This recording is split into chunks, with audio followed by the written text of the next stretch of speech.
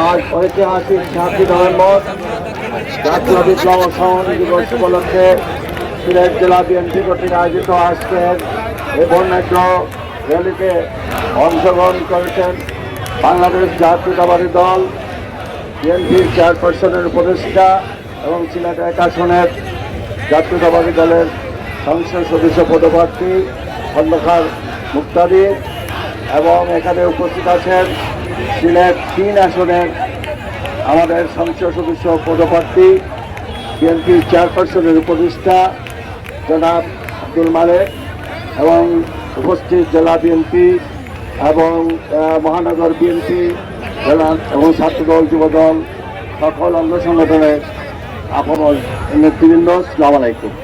আজকের এই মিছিল শুধু এটাই প্রমাণ করে যে বাংলাদেশ জাতীয়তাবাদী দল সকল ষড়যন্ত্র সকল চক্রান্তের বিরুদ্ধে ঐক্যবদ্ধ একটি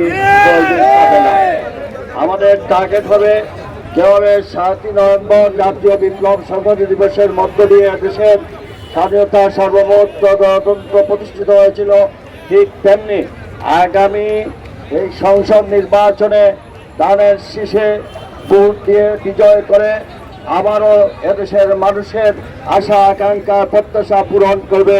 সেই প্রত্যাশা নিয়ে আসুন আমরা সকলে ঐক্যবদ্ধভাবে বাংলাদেশ জাতীয়তাবাদী দল কর্তৃক মনোনীত প্রার্থীদের এই সিলেটে 6টি আসনে বিজয়ী ঘোষণা করে নিয়ে আমরা আমাদের নেত্রী এবং আমাদের ভারপ্রাপ্ত চেয়ারম্যানের হাতকে শক্তিশালী করি। সেই অঙ্গীকার এবং সেই আশা রেখে আমি আমার বক্তব্য শেষ করছি। আল্লাহ হাফেজ।